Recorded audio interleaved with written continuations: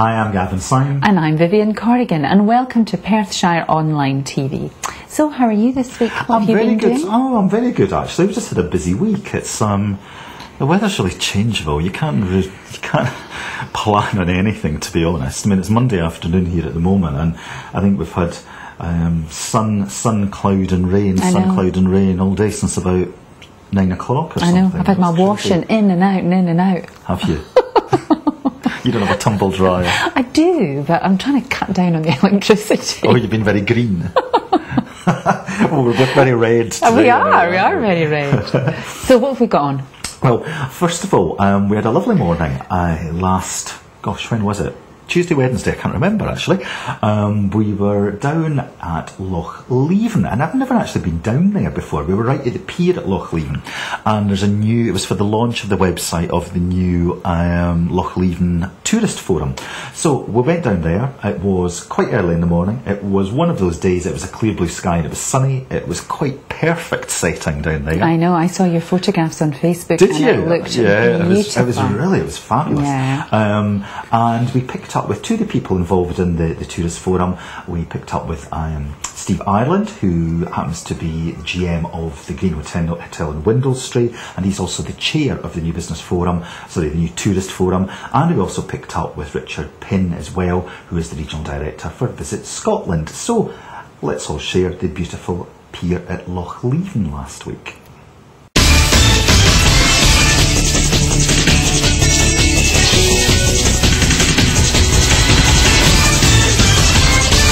Well, I'm here this morning on the beautiful banks of Loch Leven, and we're actually at Kinross Pier. I'm joined by Steve Ireland, who is the chairman of the Visit Loch Leven Tourism Forum. Steve, welcome to Perthshire Online TV. Good morning to you, and welcome. And isn't that a lovely morning as well? Absolutely stunning. It's idyllic, isn't it? Planned this morning, planned the weather as well, yeah. So today what we're doing is we're launching visitlochleven.org, which is a new website that we've undertaken to improve the destination management of Loch Leven and create it as the pure destination that it is, with it being a national nature reserve, great for tourists, with a lovely castle in the background, and today's all about that, and the Tourism Forum is looking to improve it as a destination. So is the Tourism Forum quite a new organisation? It is. Well, it's not new in the sense that I took over as chair earlier this year, and since then we've managed to get a website launched. We're also looking now at putting a brochure together to create Visit Loch Leven as a brochure, and then we're looking to attend trade exhibitions, etc., and put some marketing together to improve the whole area. Great. And even coming from Perth, I didn't know the great attractions that you actually got down here. Can you just maybe cover for some of the viewers? Yeah, I think that's the fantastic thing about it. I mean, this is, as we say, a national nature reserve. There's an RSPB, which is the bird sanctuary, and we've also got a nature trail around the loch, which is 13 kilometres long, and it's a wonderful way to walk. And we've done some surveys and studies. 177,000 people went round the loch in the last year, which is a staggering figure. And also out to the castle, where Mary Queen of Scots was famously held prisoner, there's over 20,000 people went on the boat out to the castle last year as well. But this is all about pure destination management and improving, getting foreigners to come and stay with us and come and be with us around here. Well, it's I haven't been before. It's an idyllic setting. Yeah. I think for the launch you're doing something quite novel, and you're actually going out on a boat today. We are today. I've got my sea legs on today, and so hopefully there'll be some life jackets and things like that, because I'm really not too good with the swimming. So looking forward to it. So we'll really good. We'll speak to you soon. Thanks very much.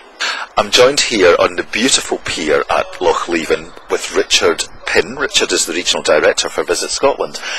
Richard, tell us a little bit about Visit Scotland's focus on this area as a tourist destination or tourist attraction. Well, I think if you can see today, everything is here. We've got wildlife, we've got fantastic facilities, and the launch of the website today is really about bringing that to the attention of people who will know Kinross and Loch Leven more for tea in the pub than probably for anything else. But really, this is the jewel in the crown. And a little bit about the Visit Loch Leven Tourism Forum. That's quite recently recently formed, isn't it? Yes, that was recently formed about 4 or 5 months ago, a group of businesses got together, and ourselves and Perth and Kinross Council are on the group, along with hoteliers and accommodation providers, and another local folk as well. And a busy year, 2012 for Visit Scotland in the area? Yes, a very busy year. Fantastic tea in the park attendance this year, and also we're looking forward to next year, Year of Natural Scotland, which of course, this is fantastic. And very sort of this looking. And then Homecoming 2014. Before that, of course, we have the Olympics coming up in a few days' time. So yes, a very packed calendar in the next couple of years. And we have a super Disney Pixar movie. We have Brave coming out, yes. I think in August yes, as well. It is, yep. And again, especially for all you families, I'm sure that you'll have daughters who want to be Merida, who is the star of the film. Richard, listen, thank you for your time today. Thank you very much indeed. Fairways provide cost-effective HR support, from contracts to recruitment, health and safety to training. Fairways, working with you, for you. Visit fairways-uk.com or call Perth 632 561 for a free consultation. I did it Fairways. Well, when you were swanning around Loch Leven, I was stuck in the studio talking to the very lovely Kelman Chambers from George Stubbs Financial Services, and we were chatting about changes to pension legislation. Very highbrow. Well, I wasn't exactly swanning around in Loch Leven. It was an early bet you start were. that day, actually. You could tell it was early in the morning. Too early for me. And you know, I'm far too young to be sitting and talking about pensions and things like that. But Yeah, sure it's a really beautiful location, and we are trying to be very inclusive with regards to Perthshire and Kinross-shire as well.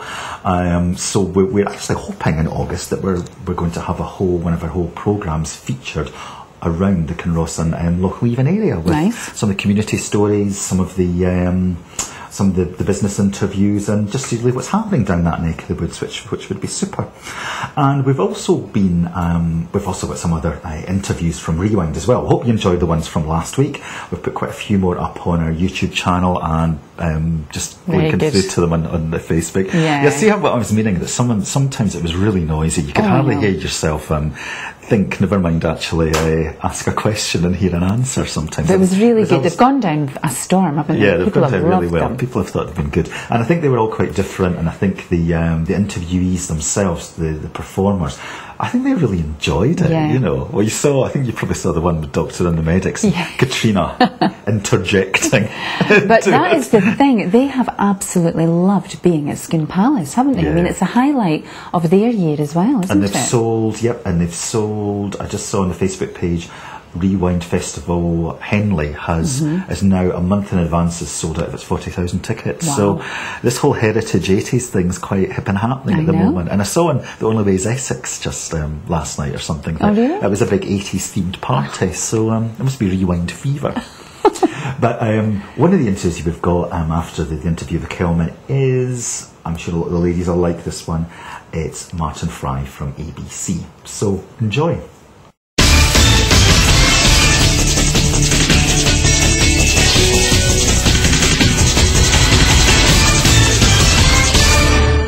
We are joined by Kelman Chambers, Financial Services Director with George Stubbs, who's coming to talk to us about recent changes in government legislation regarding workplace pensions. Now, or workplace pension schemes, I should say. Now, most of us, the word pensions or tax, we can feel our eyes glazing over, Kelman, so I hope you're going to make this straightforward for us and nice and easy. We'll certainly try. That's great. So, what is, first of all, an automatic pension scheme? Well, the government has rolled out an automatic enrolment pension scheme. It's really the follow-on from when they set out the stakeholder schemes back in 2006, where everyone had to offer a scheme, but not everyone had to join. This is the next step, where everyone will automatically be enrolled in a workplace pension scheme of some description. Right, so when is this going to happen? Depending on the size of the company that the individual works for, it will happen between October 2012 and October 2017. It's getting phased in with the larger employers first. Right, so why is it happening? It's really happening because the state previously had, it was previously thought that the state would look after you from the cradle to the grave. Cradle to grave care is no longer happening, and now people are having to make their own provision for retirement. when all the state benefits were set up, people had a life expectancy of their early 70s. Now it's early 80s, and that's going to go on. We're looking at more and more people being 90 or even reaching 100. Yeah, because people are living longer, aren't they? They are and indeed, you know, well, it is a drain on the government pension schemes, isn't it? Oh yes, I mean, I was speaking to someone the other day that their father was in his 90s, had retired in his 60s, and had been receiving the pension for over 30 years. Yeah, despite having only contributed to well, it I mean, for that's 40. fantastic. I mean, it's great. It's fantastic, but it's not a never-ending pot of gold, is there? So. Yeah. So, who is this going to affect? This scheme? It will affect all employers and all employees. Basically, anyone who is below state retirement age, who is earning enough money to pay tax and national insurance. These figures will alter on a year-by-year basis, but if they pay tax and national insurance and below state retirement age, they will be automatically enrolled. Right, and what does it mean for the employee? How is it going to affect them? The employee will make a personal contribution, which initially will be starting at 1% of their salary, and by the time we get up to the final enrolment in 2017, it will be 5% of their salary. The employer, it will go from 1% up to 3%. Now, most people would argue, well, that's what I'm paying my national insurance contributions for. In theory, yes. In practice, the national insurance contributions are no longer even getting close to covering the NHS, never mind the rest of the welfare state pensions and benefits. Now, what if you don't want to do this? The individual can actually opt out, but they will be enrolled by their employer, but they can then opt out at a later date. They will be automatically enrolled every 3 years. Right, so the employee can opt out if they want to, but the employer... The employer can't. The employer can't be seen in any shape, way or form to be encouraging the individual to opt out. My personal view is that if too many people choose to opt out, then the government will just bring in compulsion and make it absolutely compulsory. Yeah, well. So now, let's face it, pension companies over the years have been given a pretty bad press, haven't they? So you can understand why people are a bit wary about this, can't you? Oh yes, undoubtedly. A big part of the problem has been that pensions are only a tax wrapper. Pensions in themselves are not an investment, and a lot of people have stuck money into the stock market and left it there and not taken advice. And like any other form of investment, you do need to review it. You need to keep an eye on what is happening to it and what's happening inside. If you have a pension plan and you're particularly speculative, you could invest in some very high risk investments if you wanted to make a return. You could invest in property within your pension. You could invest in a bank account if you just wanted to keep it very safe. Pensions have had a bad name simply because they've not been very well explained either by the press or by the financial advisor community. Right, okay. Now, how do we compare them with the rest of Europe? We're very much middle of the road. In Germany and the likes, they do pay significantly more, either by way of compulsory or voluntary pension contributions.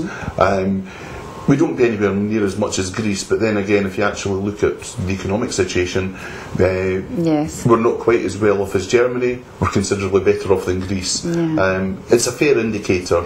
The Greeks, postmen were retiring at 55 on 3/4 of their salary and all that sort of thing in Greece, whereas in Germany, I think it was 67 for university lecturers on a considerably reduced income. Yeah, well, when you put it like that, it does kind of put it in perspective, doesn't it?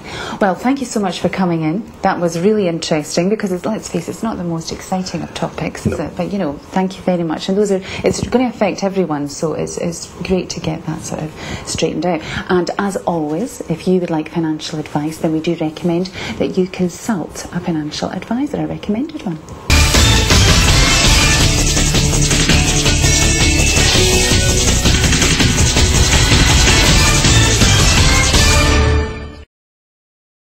I'm here with Martin Fry from ABC. Martin, welcome to Perthshire Online TV. Thank you very much. You've just come off stage about 15 minutes ago or so. How did it all go? I had a brilliant time out there. It's a great privilege to sing Poison Hour and The Look of Love. But the audience was fantastic. They're still rocking to Mark Holman's just come off, and I guess they're getting ready for Holly Johnstone. Have you done Rewind before? Yeah, I played the Rewind in Henley in London when they first kind of conceived the idea and tried it out. And I came to Scone Palace last year, and played Rewind in Scotland, so I had to come back this year. And a good warm Scottish crowd as well. Yeah, very much so. Yeah. Even though it's a bit wet and windy out there now. There's a little bit of we've been lucky with the weather, though. No, it's been a fantastic crowd. I mean, standing around in a field for 2 days, you can lose a bit of energy, but they were really up for it. Yeah. So, what do you think about the Rewind? The Rewind festivals, because it's quite a thing, isn't it, from 20 odd years ago to celebrate and getting crowds like that are jumping around and dressed up. And we were out there filming in the VIP area for a while, and the number of lovely Scottish ladies that were coming up saying, "And is Martin from ABC going to be coming across?" Well, I don't deserve that, do I? I mean, it's great to see all that day glow out there and the big shoulder pads. And there's a guy out there actually with a cardboard box on his head. I was thinking, people were taking his picture. I think he was either Max Headroom or was kind of, there's loads of different flashbacks through the 80s.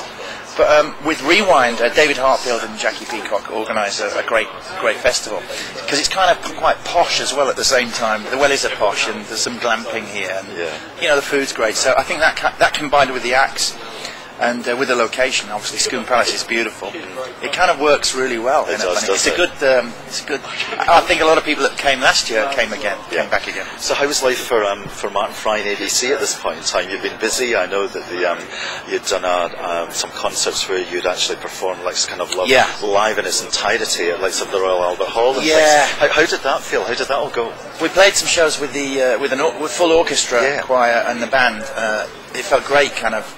Performing The Next Kind of Love in its entirety, it kind of felt like bringing it home, really. It kind of worked brilliantly. With Anne Dudley and Trevor Horn came down to that, Gary Langan.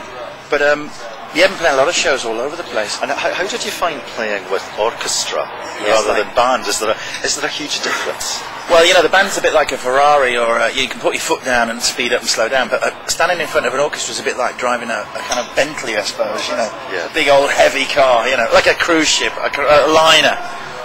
So you've got to go in. Your cues have got to be right with 80 other people in tow.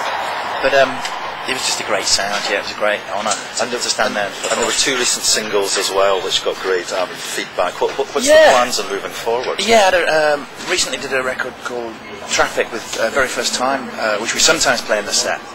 But I've just been made a doctor of. I got a doctorate from Sheffield University. Congratulations! I'm a doctor of music now, so I think it's kind of time to make another record. Yeah, so it's always nice to sprinkle the full set with a couple of new songs. Yeah, great. But life's good. I've had my 15 minutes many times over.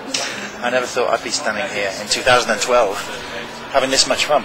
Well, man, we're delighted that we've seen you again for the second year running at Scone Palace, and thank you for your time.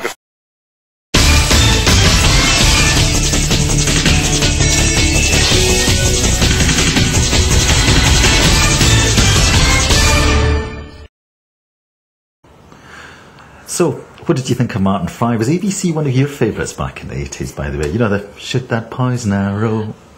I don't really remember the 80s. I was too young. Come on, people will really begin to think this is a comedy show. It's all a bit of a blur, the 80s. Oh, there's a huge big difference between it being a bit of a blur and you being far too young. Come on. Who was your favourite? Who was your favourite in the 80s? I can't remember. You can't remember? No, I really You're more of a 70s child. No! But it was good. And Martin's, what's the chap's name? Stuart Campbell Clark, yes. Stuart Campbell Clark was out at the Rewind Festival, and he'd said beforehand that he's a really, really decent guy, Martin Fry, and he actually was. He's super great to interview. To be honest, it's just as well that you did all the interviews, because I don't know half of these people. Yeah, sure. You don't recognise any of the names I know at all. some of them, but... I thought the Right Side Fred one was good, but it was really, I know it's really noisy, but it was a funny one. That was a good one. I liked that one. And Sunita Uncut. Yes. Where we get our shoes. Yes. Yeah. Before she comes up to the same height as me, actually. Yeah, she was nice. She was very good. So next on the show we've got a couple of features. As you're probably aware, St Johnstone had the second leg of their European tie last week, Unfortunate result, but there was a civic reception for the Turkish team in the council chambers prior to the match, and we have an interview with one of the directors there before the match, and we also pick up with the chairman Stephen Brown after the match up at McDermott Park. Plus, we've got a small call to action call from Carol Rayburn. Carol's actually based in Perth, and she's with the RNLI, That's the right. National Lifeboat Institution, and they're actually looking for some volunteers to assist them as they're the charity of the year up at Blair Horse Trials in August. So let's catch up with Saints and with Carol. Yeah. Now, the next thing is a wee presentation, and I see the cameras are here, so I'm going to turn it around this way. And this is just to mark, I think, the event, and to say to our colleagues from Turkey and our friends from Turkey, thank you very, very much for the hospitality that you showed to the people who visited Turkey. And can I make this presentation now? Bu şiirde size bu maçın anısına bize gösterdiğiniz Eskişehir'de taraftarlarımıza takımımıza gösterdiğiniz ilgi için anısına bu şiirde hazırladık. Bugünü anmak. Hello, I'm Stan Harris, one of the directors of St Johnstone Football Club. Just a few words, I think, about our Turkish guests who've arrived here this week. And it's just one of these things that St Johnstone Football Club, it's been a long, long time since we've been in Europe, and it's a long, long time for our guests as well being in Europe. And we've come together, and we've gone famously, and we were invited obviously out to Turkey to watch the game with them, and they looked after us. They looked after us in a manner that we'd never seen before. Their hospitality, their friendliness, and the welcoming they gave us was second to none. We're trying to replicate that in Perth, and it's a bit difficult with the weather, because we did get 30 degrees when we were out there, so we hope they have a good time here. We really thoroughly enjoy having them here, and hopefully we'll have a good match tonight, which is the Thursday. So hopefully we get 3 goals and we go home. Cheers. Thank you. Hi, I'm here with St Johnstone's new chairman, Steve Brown, and just going to ask him a couple of questions about the European adventure. Chairman, first time Europe under your leadership, how do you think it went? I thought it went really well. I thought it's a fantastic experience, both in Turkey and obviously here. Supporters were fantastic over there. Done the club proud. Best passionate crowd I've seen here for many a year, and then hopefully do well this year, maybe get back next year. You mentioned the fans there over in Turkey, they were very, very warmly welcomed by the Turks. Have you anything that you want to say to them? No, just say thanks very much for the effort. I know it could have been a better draw because it's quite expensive getting to Turkey, but those that did went, credit to the club. I've never met any of them that actually hadn't enjoyed themselves. I think we're all a bit apprehensive being Turkey, a lot of bad press about Turkey, but couldn't be further from the truth, and the Turkish nation embraced them warmly, and it was great to see actually. And I believe you've made a new friend? Yes, my president friend over in Ishku here. We got on really, really well, quite a close relationship now. Halil, eventually get to know how we say his name after about 48 hours, but we got on really, really well, and he's been kind enough to invite me across the Olympic Marseille game in a couple of weeks' time. Well, the feel-good factor seems to be coming back. Certainly was here on Thursday night. You'll be hoping for a lot more fans to turning out, and I believe you're doing your bit for the community. You're out and about all the time, so to get fans back in, is that your main objective? Yeah, I think it's hard to say how many years I'm going to be at the club. I'd like to be for a long, long time. I've had no ambition to supersede my father 25 years, but I think if I leave the club at any given point and the fan base has increased, I would say that was my main goal, and if I could do that, I'd be absolutely delighted. Thank you very much.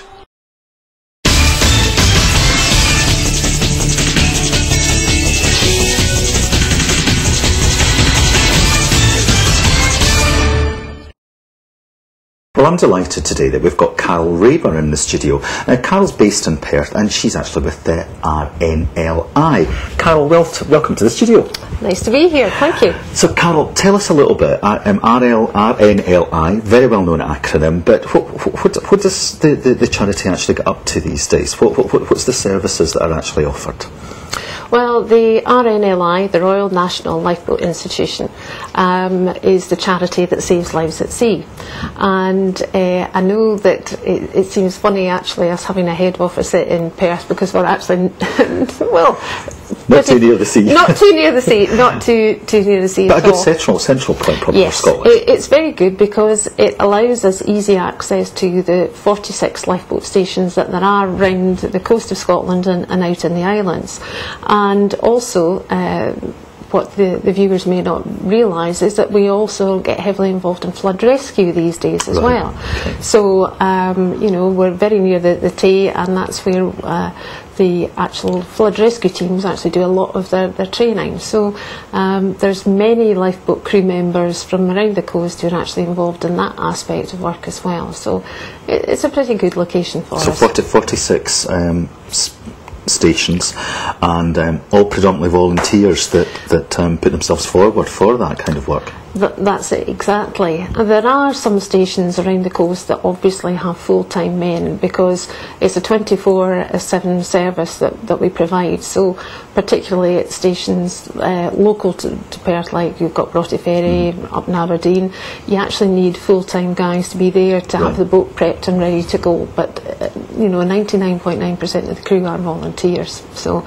it's quite a feat to actually get so many people involved in such a charity and such an organisation. It's kind of like, I would assume it's 24/7, you know, 365 days a year. There's That's it, yeah. There's no sorry I can't go.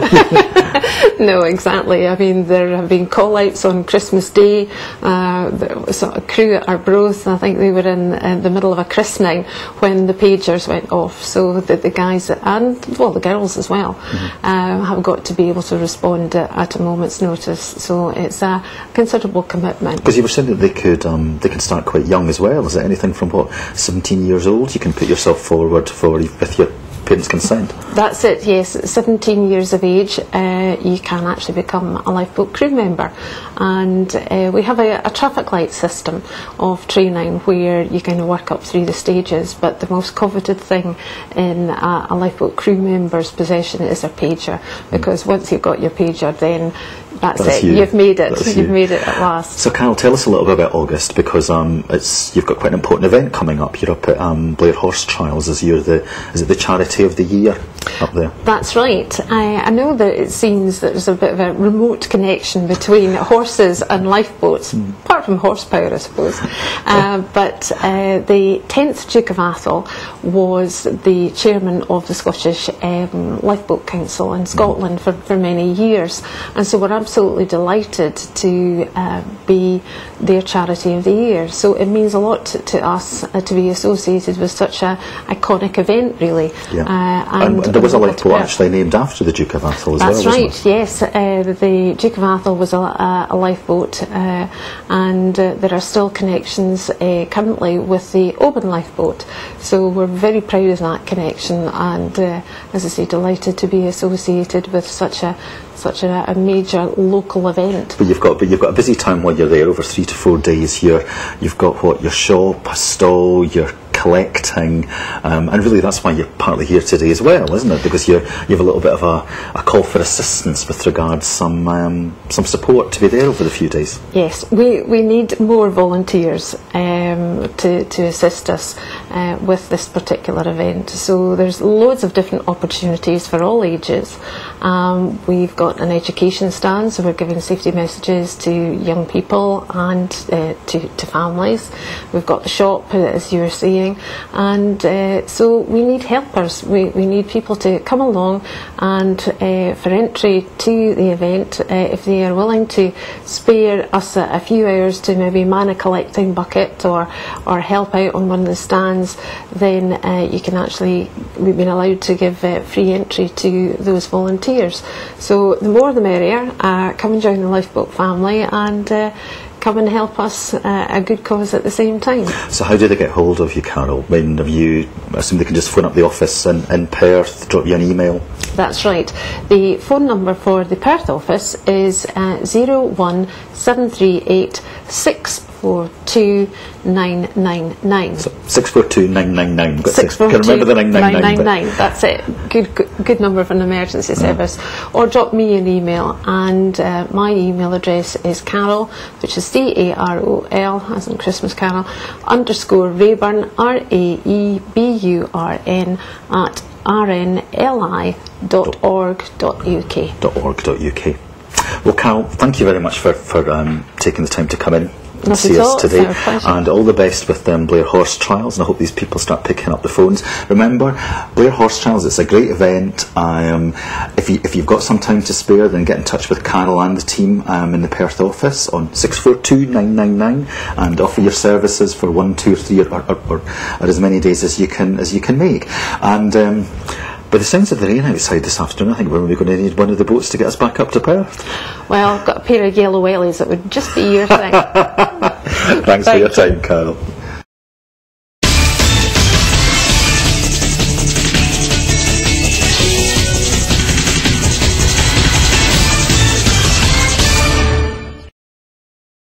That's good. There we go. Have you been to Blair Horse Trials before?